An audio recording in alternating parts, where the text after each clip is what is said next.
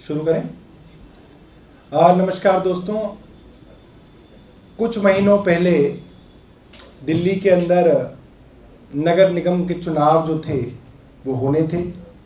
मार्च 2022 के अंदर ये चुनाव होने थे और भारतीय जनता पार्टी की केंद्र सरकार ने ये भांपा कि दिल्ली के लोग, अरे नीचे हो के आइएगा, दिल्ली नीचे हो गई, दिल्ली के लोग भारतीय जनता पार्टी को वोट देने के लिए बिल्कुल तैयार नहीं है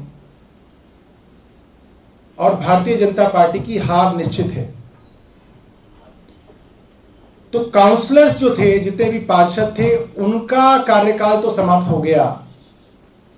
अब दिल्ली नगर निगम सीधी तरीके से केंद्र सरकार के अधीन है और हम कह सकते हैं केंद्र सरकार के नुमाइंदे दिल्ली के उपराज्यपाल सीधे दिल्ली नगर निगम की देखरेख कर रहे हैं।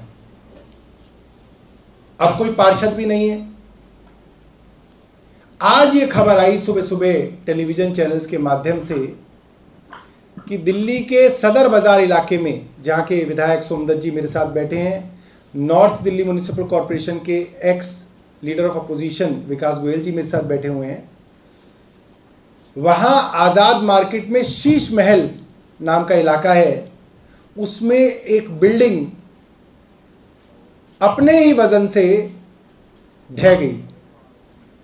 अब कई सवाल जो हैं सीधे सीधे दिल्ली नगर निगम और उपराज्यपाल महोदय से हमारे बनते हैं, क्योंकि उनके अधीन अब ये दिल्ली नगर निगम आता है।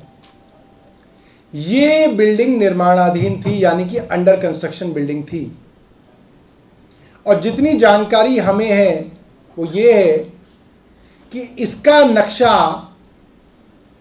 सरल में एक फोर्जरी और फ्रॉड करके पास कराया गया, क्योंकि सरल में जो नक्शे पास होते हैं वो 100 गज तक की बिल्डिंग के ही होते हैं और ये बिल्डिंग उससे बड़ी थी, तो सरल में इसका नक्शा कैसे पास हो गया। बिल्डिंग डिपार्टमेंट के एक्सीएन ने इसके ऊपर क्यों ध्यान नहीं दिया, ये संभव नहीं है कि आपकी बिल्डिंग जो है 100 गज से ज्यादा की हो और आप 100 गज दिखा के उसका नक्शा पास करा लें, संभव नहीं है। यह बिल्डिंग 4 मंजिली बिल्डिंग बन रही थी और 4 मंजिल बनाने के बाद इसकी बेसमेंट खोदी जा रही थी। आप सोचिए, क्या यह आपने कहीं पे सुना है कि 4 मंजिल बनाने के बाद बेसमेंट खोदी जाए? क्या यह संभव है कि एमसीडी के एक्सीएन, एई और जेई की जानकारी में यह बात ना आई हो? यह संभव ही नहीं है। निर्माणाधीन बिल्डिंग पे जाना उनका कर्तव्य है और आपको मालूम है कि पैसे लेने के लिए एमसीडी के लोग किसी अंडर कंस्ट्रक्शन बिल्डिंग पे ना जाएं, यह संभव नहीं है। तो जाहिर सी बात है कि पैसों का लेन देन हुआ, मोटी रिश्वत दी गई, जिसके कारण एमसीडी के भ्रष्ट अधिकारियों ने अपनी आंख बंद कर ली और उन्होंने बोला भैया जो होता है होने दो। सुबह जानकारी आई थी कि इस बिल्डिंग में मलबे के नीचे 3 लोग दब के मर गए हैं, मगर अभी तक पुलिस द्वारा इसकी पुष्टि नहीं की गई है। लोकल लोगों से पूछा गया तो वो कह रहे हैं कि कई लोग इसके अंदर दबे थे। जो लोगों की बॉडी निकाली गई उनको अस्पताल में भेजा गया, मगर यह पुष्टि नहीं हो पाई है कि वो घायल हैं। ईश्वर करे कि वे बच जाएं, मगर अभी तक पुष्टि नहीं की गई है कि उसमें कितने लोगों की मृत्यु हुई है, कितने लोग घायल हैं। मगर यह प्रेस कॉन्फ्रेंस इस बात पे नहीं है कि कौन बच गया अपनी किस्मत से और कौन उसके अंदर अपनी बदकिस्मती से मारा गया। यह सवाल यह है कि आज तो दिल्ली के अंदर पार्षद भी नहीं है और बिल्डिंग डिपार्टमेंट पूरी दिल्ली में करोड़ों रुपए इकट्ठा कर रहा है, ये तो सब जानते हैं। आप अपना कैमरा ले जाइए, किसी भी निर्माणाधीन बिल्डिंग में लगा के पूछ लीजिए, वो आपको बता देंगे एक एक लेंटर के हिसाब से 5 से 7 लाख रुपए लेंटर दिया जा रहा है। जो सस्ते इलाके हैं वहां पे 1 लाख रुपए लेंटर दिया जा रहा है। सवाल ये उठता है कि आज तो पार्षद भी नहीं है, ये पैसा किसकी जेब में जा रहा है? आज तो ये सीधा सीधा एलजी साहब के अधीन है, सीधा सीधा केंद्र सरकार के अधीन है। ये पैसा अगर नहीं लिया जा रहा तो ऐसी इलीगल बिल्डिंग पूरी दिल्ली में कैसे बन रही है? जाहिर सी बात है पैसा लिया जा रहा है। आज ये सवाल उठता है कि ये पैसा आज कहां जा रहा है? ये दिल्ली के लोगों के लिए बड़ा सवाल है। इस तरीके से गैर कानूनी बिल्डिंग पूरी दिल्ली में बन रही है। मेरे घर के पड़ोस में एक बिल्डिंग बन रही थी और वो बिल्डिंग ऐसे झुक गई, ऐसे लोगों में हाहाकार मच गया कि ये बिल्डिंग जो है झुक गई। उसका कोई नक्शा पास नहीं था। जो बिल्डर बना रहा था उसने उसके नीचे जैक लगा दिए लोहे के, और वो जैक भी मुड़ गए। और मैंने एक्सीएन को फोन करके वो बिल्डिंग गिरवाई कि भाई इस बिल्डिंग को गिराओ वरना लोग मर जाएंगे इसके अंदर। वो जहां गिरेगी जिस चौक में, वहां तो लोग हैं, वहां सब्जी वाले बैठे रहते हैं, वहां लोग खरीदारी करते हैं, वो लोग मर जाएंगे। उस बिल्डिंग के अंदर भी अभी तक किसी के ऊपर ये कार्रवाई नहीं हुई कि इस तरीके की डेंजरस बिल्डिंग कौन बना रहा था, किसके ऊपर कार्रवाई हुई, किसके ऊपर नहीं हुई। ये एमसीडी का पूरा रवैया है। और सबसे बड़ी बात यह है कि इसके अंदर एमसीडी के पार्षदों के जाने के बाद और एलजी साहब के आने के बाद कोई परिवर्तन इसके अंदर नहीं आया है। कोई आप कुछ और बोलना चाहते हैं? आप कुछ बोलना चाहते हैं? मैं सोमदत्त जी जो है वहाँ के लोकल एमएलए हैं, उनसे कहूँगा वो अपनी बात करें। देखिए, आज सुबह की ये घटना है, बड़ी खतरनाक घटना है। सुबह लगभग 8:10 पे इस तरह की सूचना मिली कि आज़ाद मार्केट शीश महल इलाके प्रॉपर्टी नंबर 749, इसमें एक निर्माणाधीन बिल्डिंग 4 मंजिला वो गिर गई। और ये 3 तरफ से 3 साइड ओपन थी ये प्रॉपर्टी जो थी। और क्योंकि सुबह जल्दी का समय था तो और बिल्डिंग निर्माणाधीन थी, तो उसमें कुछ मजदूर उस समय जो आए थे सुबह जब ये एकदम बड़ा हादसा हुआ। लेकिन प्रभु की कृपा से खुशकिस्मती से इसमें मेजर कैजुअलिटी अभी नहीं हुई। हमें पता चला कि इस बारे में अभी वहाँ पे चेकिंग चल रही है, वहाँ पे मलबा निकाला जा रहा है। कितने लोग उसमें दबे हुए हैं अभी इस बारे में एग्जैक्ट नहीं पता चला। लेकिन लगभग 5 लोग ऐसे हैं जो अभी हिंदूराव अस्पताल में अपना ट्रीटमेंट कराने के लिए प्राइमरी वहाँ पे अभी एडमिट हैं हिंदूराव में। और ये बहुत भीषण दुर्घटना है। पर्याप्त सुरक्षा मानकों के बिना अरेंजमेंट के वहाँ पे काम चल रहा था। ये चेक करने की ज़रूरत है। पूर्व मेयर जयप्रकाश जी का ये वार्ड है, वार्ड नंबर 80 सदर बाजार, और वहाँ उनके घर से नज़दीक आधा किलोमीटर के दायरे में इस तरह की घटना हुई है। और पूर्व में भी पिछले लगभग 3-4 सालों के दौरान वहीं टोकरी वलान में बिल्डिंग गिरी अंडर कंस्ट्रक्शन, गली बरना, पहाड़ी धीरज, ऐसे लगभग 5 हादसे मेरी जानकारी में है जो पिछले 4 से 5 सालों के अंदर हो चुके हैं। और कई लोग अपनी जान गंवा चुके हैं सिर्फ और सिर्फ एमसीडी और इनकी लापरवाही की वजह से। जी, बहुत बहुत धन्यवाद। और कोई प्रश्न है?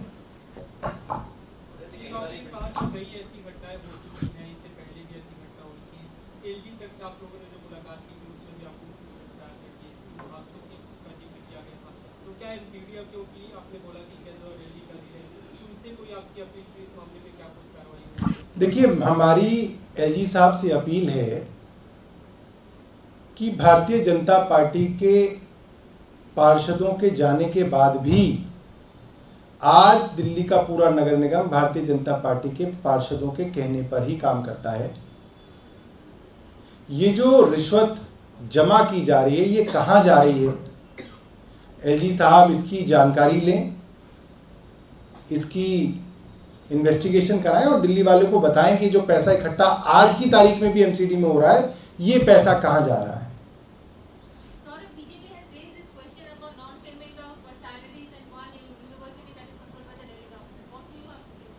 देखिए, भारतीय जनता पार्टी एक गरीब विरोधी पार्टी है। उनका इकलौता एजेंडा ये है कि गरीबों के लिए अच्छी शिक्षा देने वाले स्कूल क्यों चल रहे हैं, मुफ्त स्वास्थ्य सेवाएं क्यों चल रही हैं, दिल्ली के अंदर बिजली का बिल मुफ्त क्यों किया गया है, दिल्ली में 20,000 लीटर पानी मुफ्त क्यों है, पंजाब में अब जीरो बिल क्यों आ रहे हैं? तो पूरा का पूरा नैरेटिव जो भारतीय जनता पार्टी का है वो ये है कि गरीब लोगों को कुछ भी निशुल्क ना दिया जाए, कुछ भी मुफ्त ना दिया जाए, और उससे हर चीज को जोड़ा जा रहा है। अगर किसी कॉलेज को दिल्ली सरकार ने फंड दे दिया और दिल्ली सरकार ने उनसे यह पूछा कि भाई हमने जो पैसा दिया आपने कहां खर्चा किया, उसका ब्यौरा आप सरकार को दें, जो भी संस्था पैसा देगी वो पैसे का हिसाब मांगेगी, वो कॉलेज ब्यौरा दे कहां पे खर्चा किया है। मेरी जानकारी में कॉलेज के पास 30 करोड़ रुपए की एफडी है। कॉलेज उस पैसे को रखकर अपने टीचर्स को तनख्वाह नहीं देना चाह रहा, इसका क्या कारण है? मगर मैं आपको मोटे तौर पे बताऊं, एक कॉलेज के अंदर अगर तनख्वाह नहीं मिली, ये भारतीय जनता पार्टी के केंद्रीय नेतृत्व का अगर एजेंडा बन रहा है तो इसके पीछे मंशा सिर्फ ये है कि गरीबों के लिए कल्याणकारी योजनाओं के ऊपर सवालिया निशान लगाया जाए और किसी भी तरीके से इनको बंद करने का एक पूरा का पूरा माहौल बनाया जाए। भारतीय जनता पार्टी खुलकर गरीबों के विरोध में नहीं आना चाहती, क्योंकि उन्हें मालूम है कि अगर गरीब नाराज हो गया तो दोबारा किसी राज्य के अंदर सरकार नहीं बनेगी। मगर पीछे के रास्ते से अरविंद केजरीवाल की कल्याणकारी योजनाओं के ऊपर हमला करने से जो है भारतीय जनता पार्टी बाज नहीं आ रही है।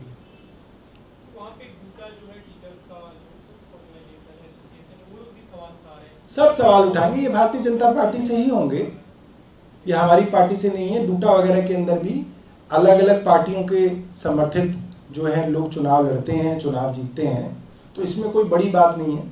वो तो जो ऊपर से उनको आएगा कि भैया ये कहना, तो ये कहेंगे, कोई बड़ी बात नहीं है इसके अंदर। आ गया ना, देखा हमने आपको बताया कि एजेंडा तो है ऊपर से सेट होता है, वो तो जिससे जो बुलवाना हो। जैसे आपके एक मार्केट एसोसिएशन के एक हैं, वो भारतीय जनता पार्टी के हैं, मगर आप जैसे ही खंडेलवाल जी से कहोगे वो एकदम मार्केट के बन जाते हैं, जुबान भारतीय जनता पार्टी की बोलते हैं। तो वो इसी तरीके से है। और कोई सवाल है?